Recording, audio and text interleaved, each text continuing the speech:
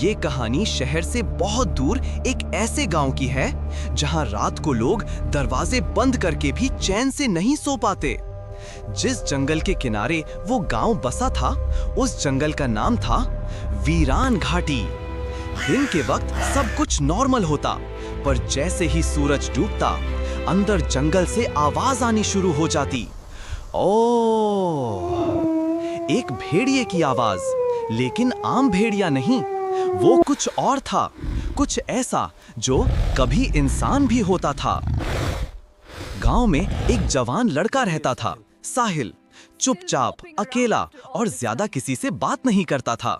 लोग कहते थे, इस पर साया है, कुछ ठीक नहीं इस लड़के में। साहिल का एक ही राज था, हर रात वो इंसान न रहता। दिन में वो बिल्कुल ठीक होता, नॉर्मल, जिंदा, सांस लेता हुआ। लेकिन जैसे ही रात होती और पूरा चांद निकलता, उसका जिस्म दर्द से मुड़ने लगता, हड्डियां टूटने की आवाज आती, चेहरा खिंच जाता, दांत तेज हो जाते, नाखून पंजों में बदल जाते और साहिल भेड़िया बन जाता। लेकिन सिर्फ भेड़िया ही नहीं, कभी कभी वो और भी खतरनाक शक्ल इख्तियार कर लेता, वैम्पायर।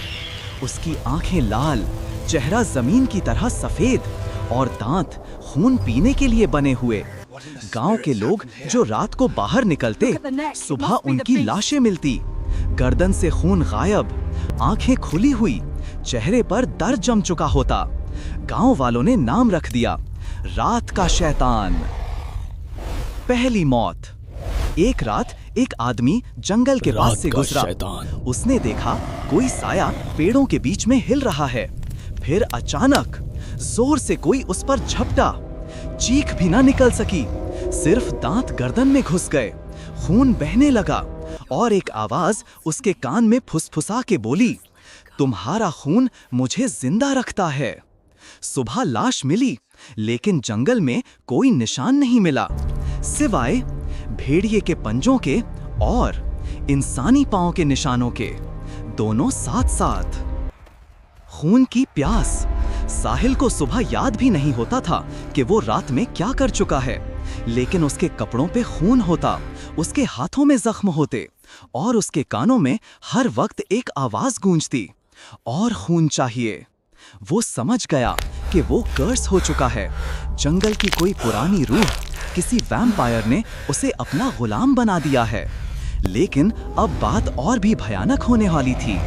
एक रात उसने जंगल में अपने जैसा एक और देखा, लेकिन वो भेड़िया नहीं लगा, वो पूरा वैम्पायर था। उसने साहिल से कहा, तुम ना इंसान हो ना भेड़िया, तुम दोनों हो, और अब तुम मेरे जैसे बन रहे हो। इंसानों का खून पीना सीखो, वरना ये लानत तुम्हें खुद मार देगी। साहिल का ज़मीर लड़ रहा था, पर उसकी प्यास ज्यादा ताकतवर थी, और उस रात उसने पहली बार जानबूझकर शिकार किया।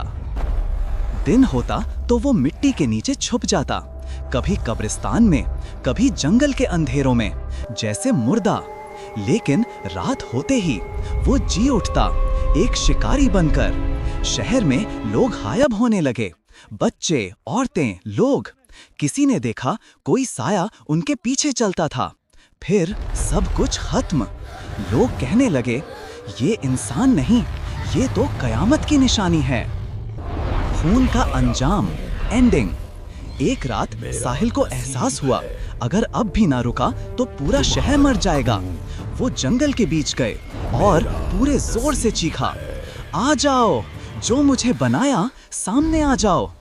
अंधेरों से एक पुरानी आवाज आई, अब तू मेरा है। वही असली वैम्पायर, वही जिन्होंने उसे कर्स किया था।